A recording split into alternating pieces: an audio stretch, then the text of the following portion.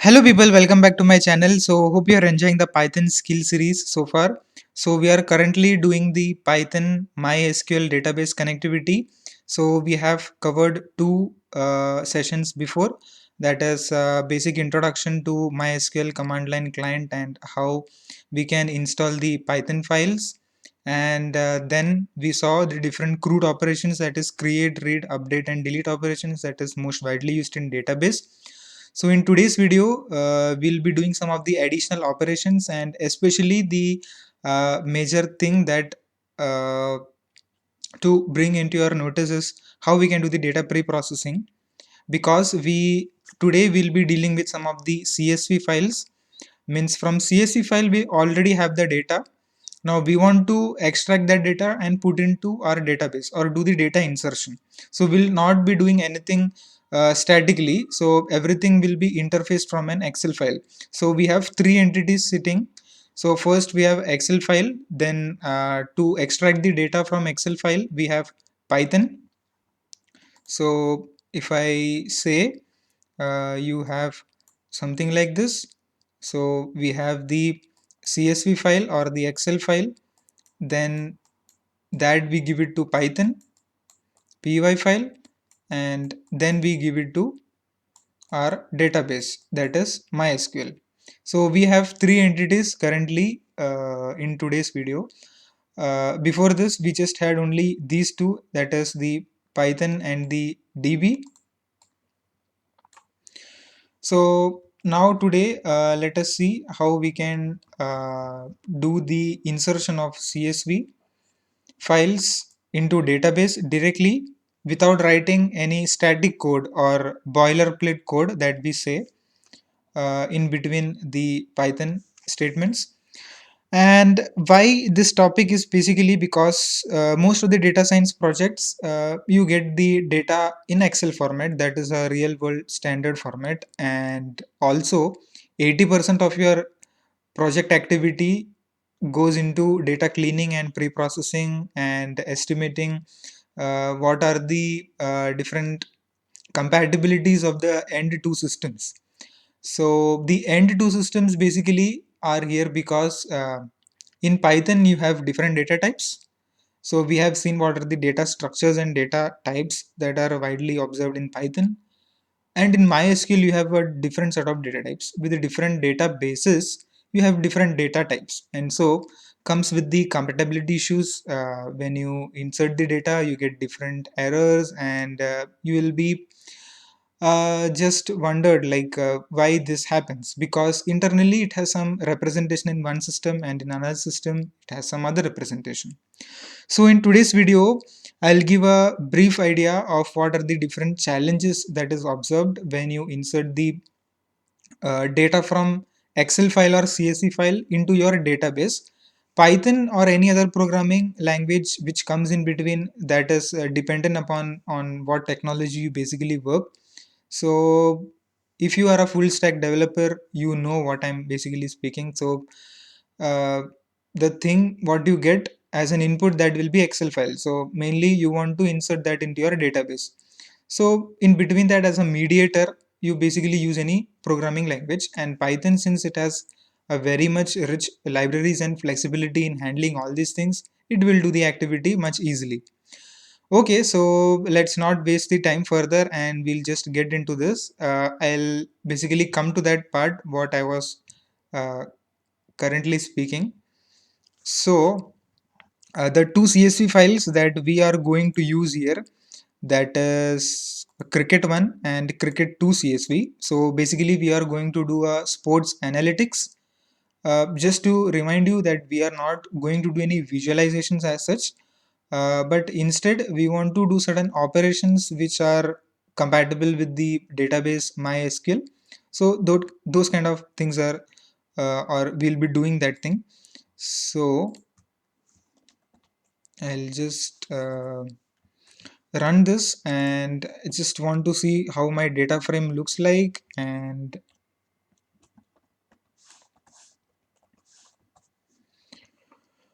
okay, so first let me create my database. So I'll execute this.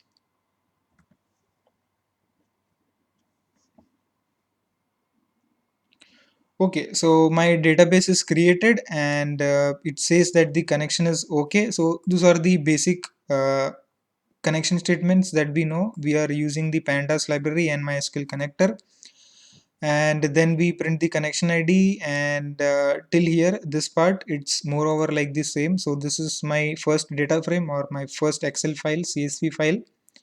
It consists of 4 columns: player ID, player name, runs, and popularity. And these are the datas. You can see 2 numeric columns and 2 non-numeric columns or integer columns.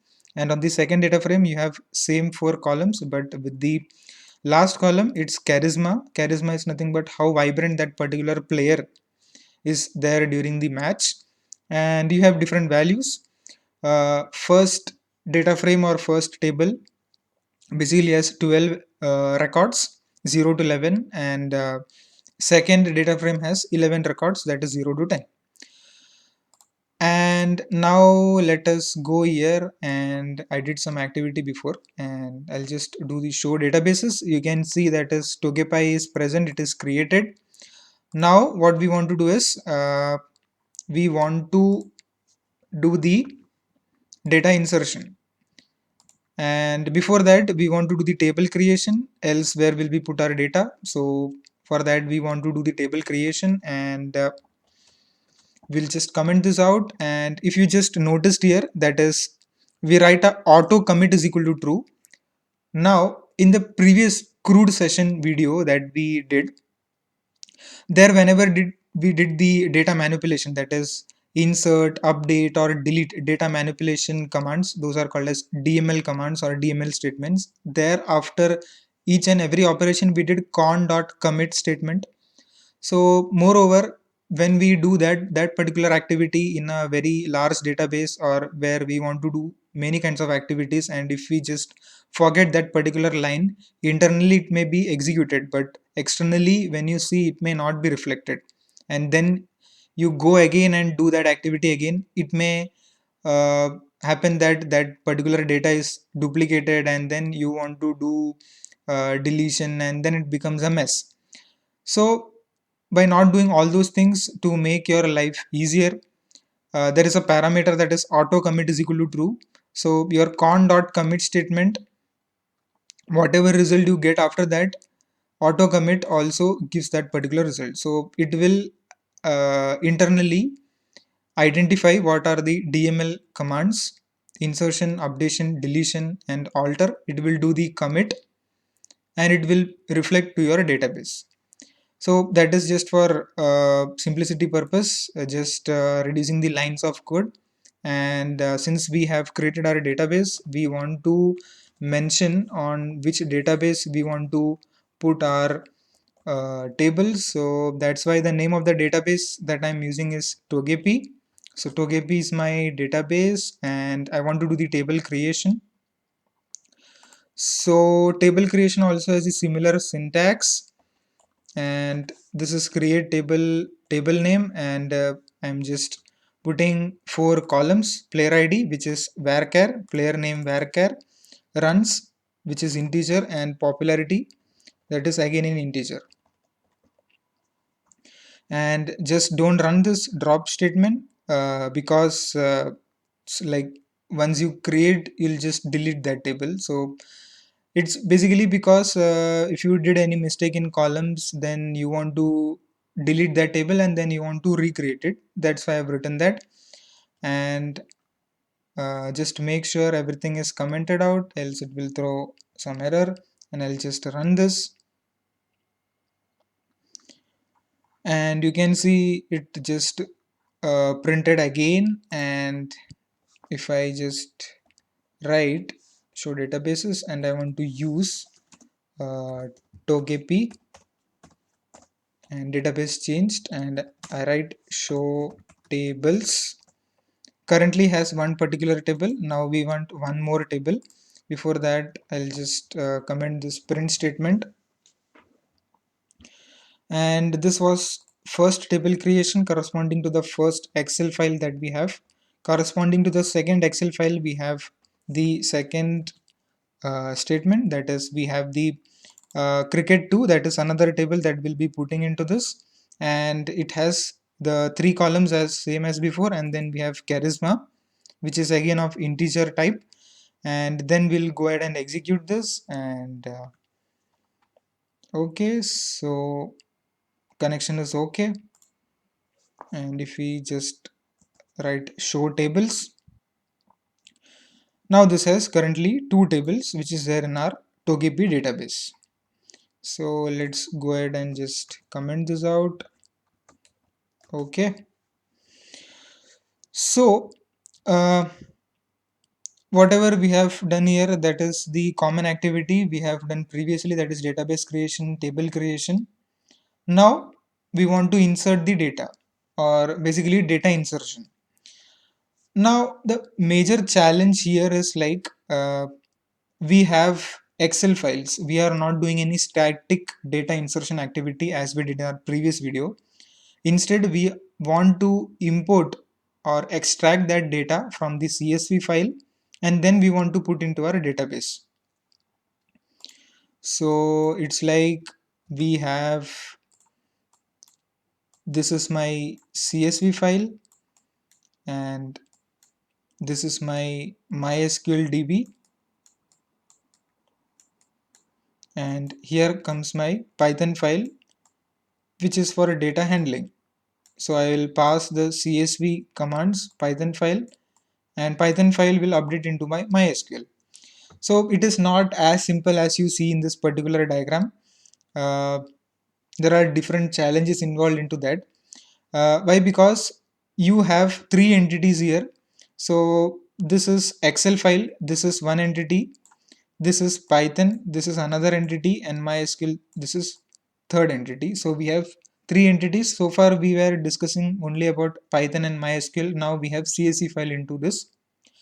So CSV file has different problems, like it depends upon who the uh, data insertion activity does. So basically that comes under the data entry jobs. So sometimes the data may be comma separated, or sometimes it may be tab separated, or sometimes it may be separated by a space or by some other characters. So it essentially becomes a need of an hour, like to understand what are the different delimiters that are present in the particular database that you have got, and what treatments that you want to do in order to insert into your MySQL. Because if you look into the data types of Python, we know what are the available data types in Python. Those data types are not there in MySQL. MySQL has a different set of data types and data structures. So with different databases and with different programming languages, you have different databases created, or data types created. So here, if you tomorrow use an R programming or some other C or C++, that has a impact on your data insertion, because data will not go directly into your MySQL from the CSV. Means you want to do some kind of pre-processing before that, so that it will go smoothly into your MySQL. Because whenever you insert the data into a relational DBMS, especially like MySQL, so you want the data to be clear and crisp. So that is a major purpose of data storage. So we want to do certain pre-processing before that. So the next talk will be based upon that. So what we currently have is, we want to insert the data into table 1. So I'll not currently run this. So this is a block line comment or multi-line comment. So we have the query, that is Q3, and insert into cricket1 values, and these are the formatted print statements that we have seen previously. We know about this. Now the main thing comes here. So this is the logic of how we insert the data. So first and foremost is like, to which data structure that we want to use. Data structure by mean, like in Python we have tuple, list, then set, dictionary. So these are the four different data structures that are available in Python. Now if you think about the basic syntax of MySQL. It basically starts with like this. So whenever in, I'll just change the color. So whenever you want to insert, like say ID1, so name will be there like this, then some age will be there 23. So this basically is nothing but a tuple. So we directly can't insert the tuple because tuple data structure has got certain limitations, and we know what are the limitations with tuple, because you can do the data insertion, but data removal from a tuple from the same memory ID which is referencing, that's not possible. So if tomorrow if I want to do any data manipulation, like if I want to delete any particular record, I cannot do that with tuple. So we just rule out the tuple.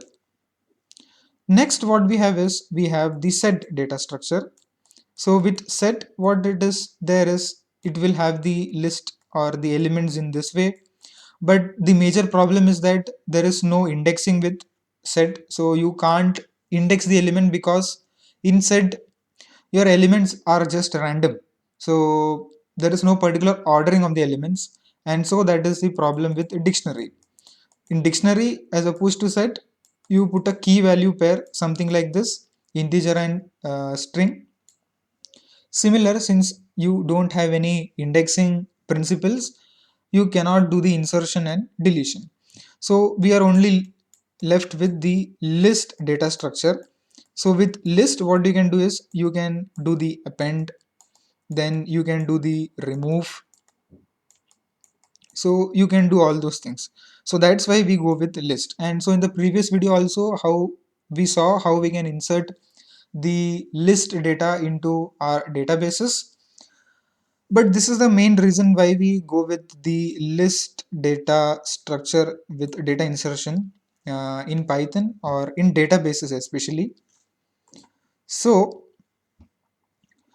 now this is my particular statement. So I want to insert each and every particular record which is there in my dataset. So before that, we'll just write one line here. So what I do is I want to basically write one particular line in the console. So I'll just run this again, and if I can see whether it's possible for me to write. Okay, so I want to basically access the elements of the column. So since you know how our table basically looks like, so basically I'll write a for loop. So for column in so these are my various data frames that are available. So these are my data frames that is available, and I'll basically write this onto my shell, and for these things, and a colon, and I write uh, print for columns. And okay, so you got this particular output. So column is nothing but your column. So that is first, that is the player ID that you get, then the name of the player that you get, the runs, and then the popularity. Now what if I want to access each and every individual element? So that is basically accessed by writing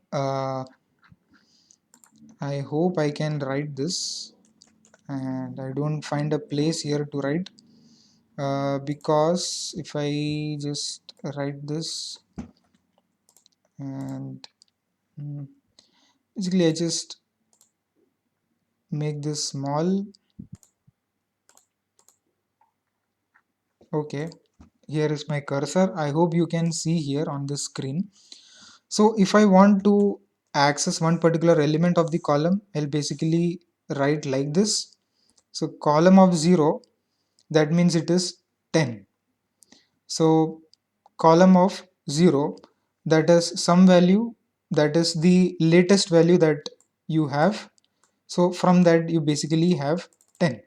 So now I want all the elements from the list. Means if you see how my data basically looks like, so if you know, that is df1, if I print, dfn looks something like this. So I want to now I want the all the elements, that is this one pl1, then virat 50 and 10.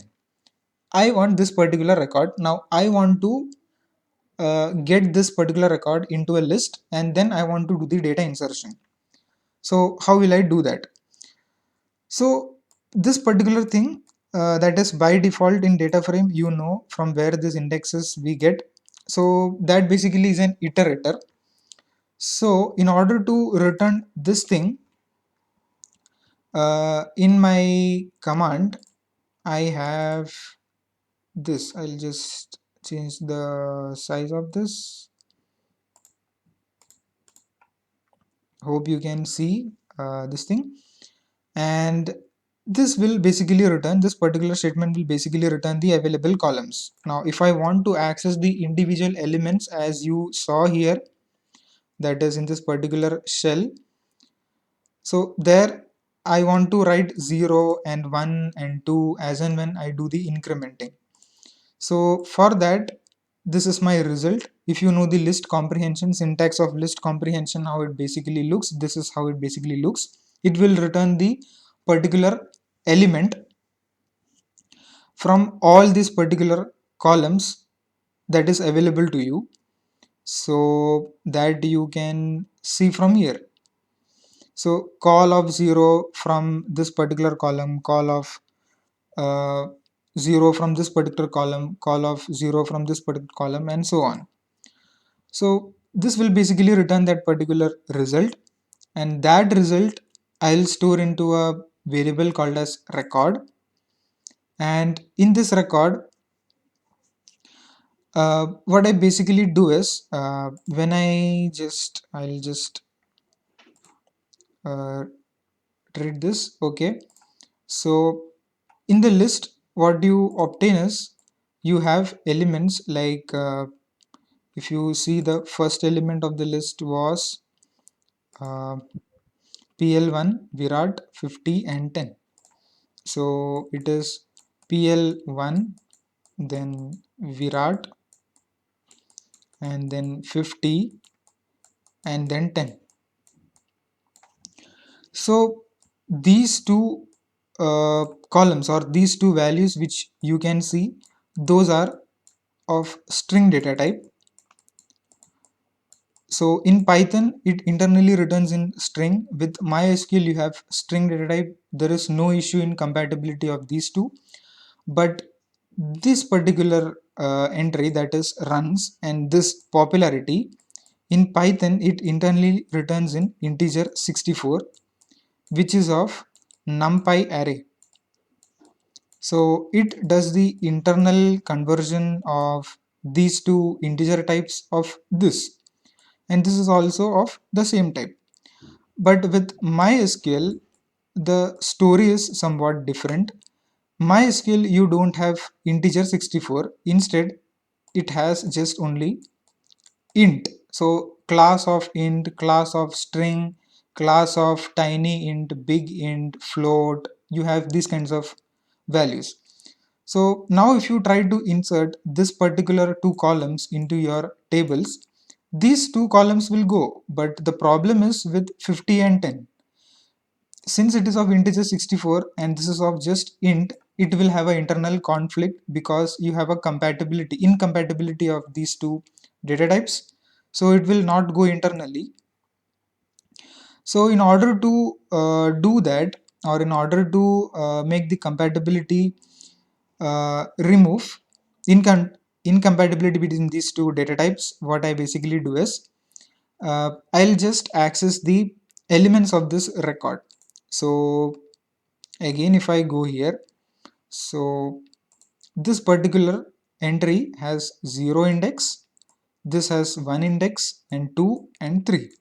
So if I call this to record what I currently did in my script, and if I say record of 2, it will basically return 50. If I write record of 10, oh sorry, record of 3, it will basically return 10.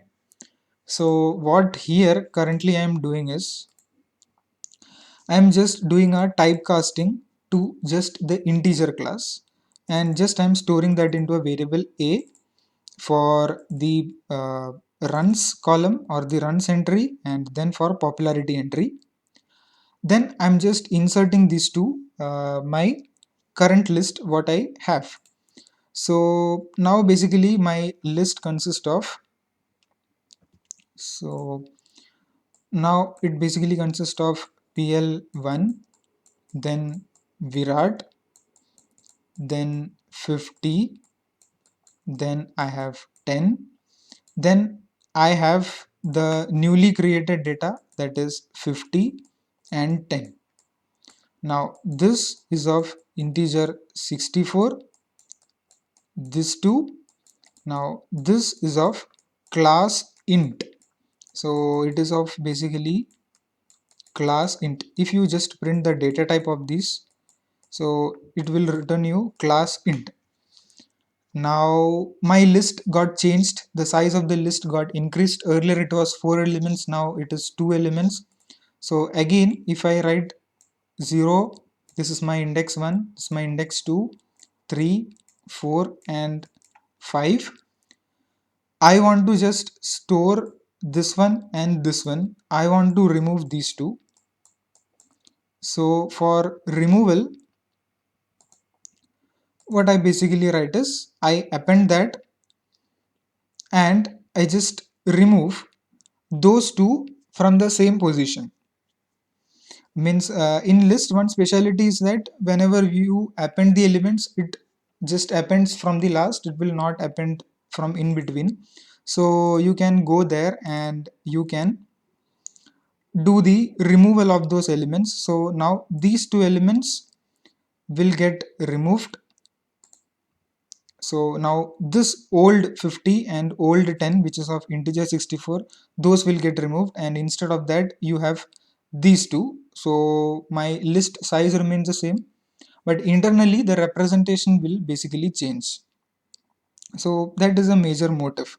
So that is a kind of conversion that I just want to make into your attention. And then the current object, I'll just call the execute. So each and every record individually it will insert into the database and it will just put into the table.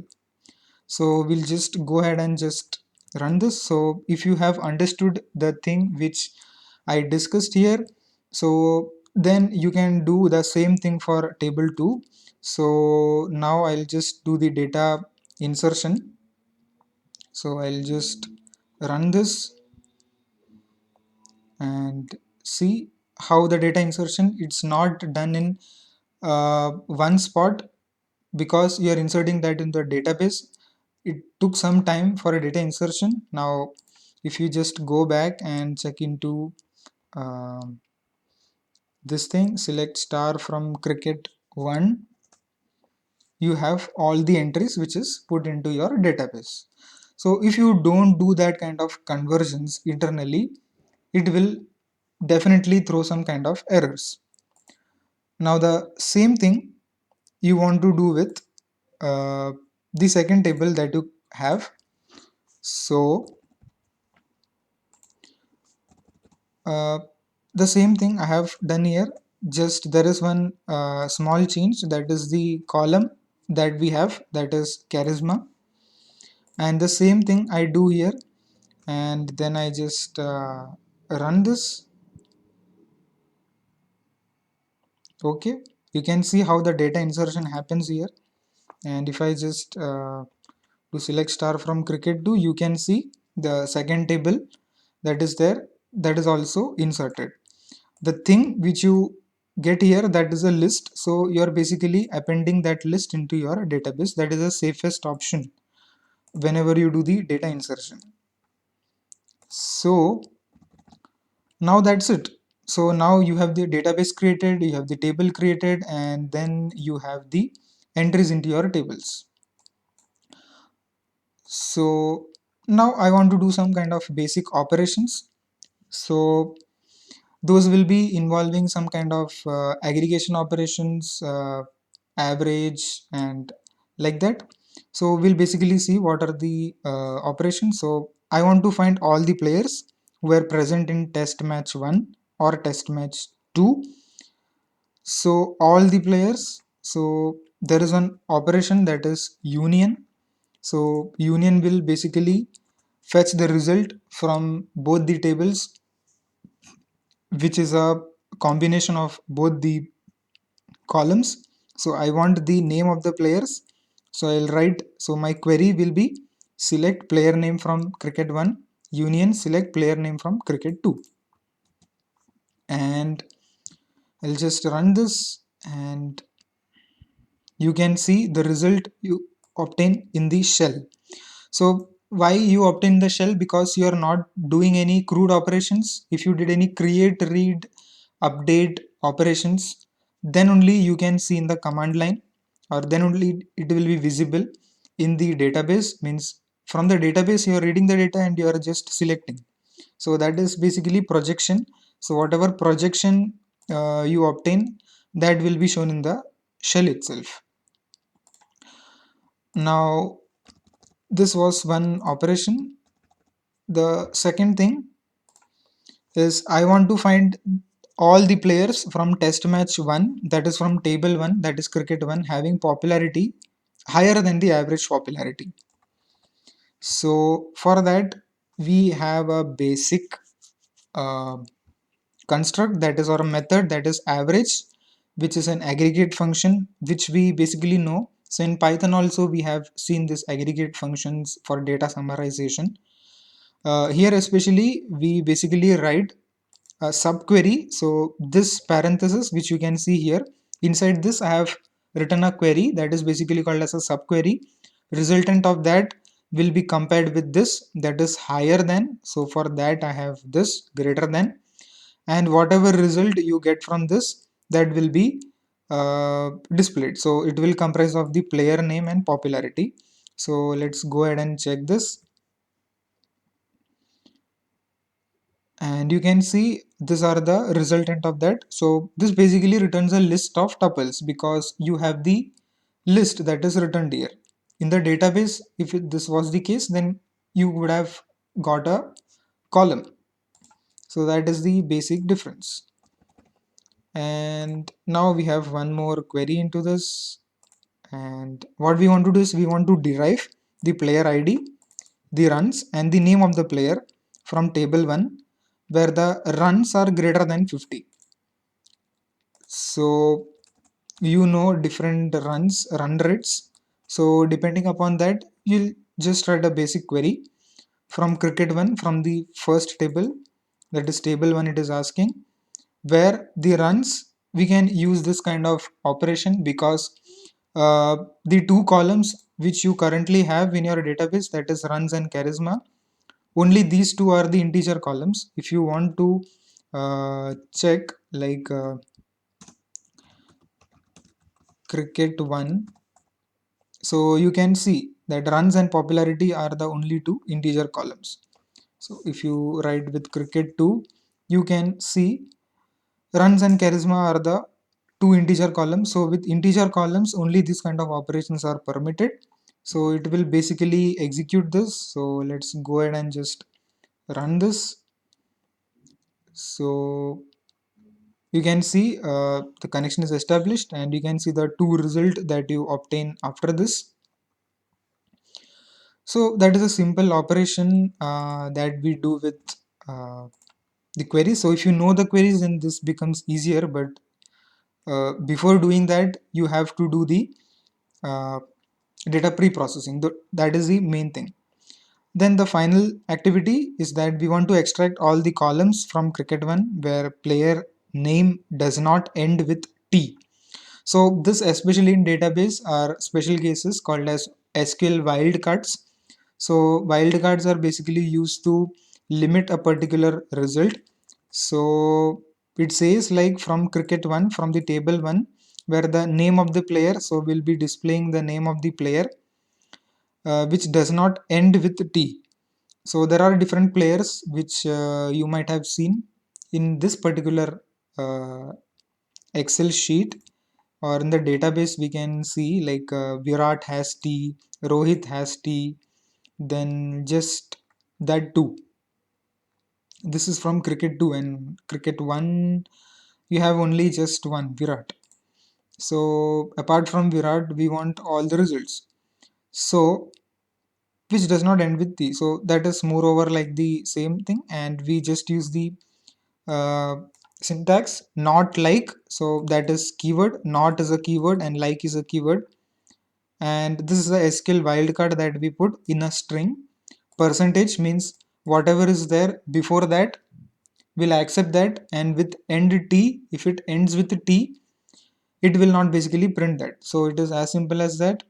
If I just run this, and from the first table you can see that Dhoni is present 2 times, but Virat is not there because it ends with T. So those are the basic operations which is observed in Python MySQL, and the major motive behind making this video is to make you to understand the various compatibility issues which are seen while data insertion in MySQL and Python. So hope you guys enjoyed this video. If you want to get educated on this video, please do like, share, comment, and if you are new to this channel, please consider subscribing. Thank you very much for watching this video.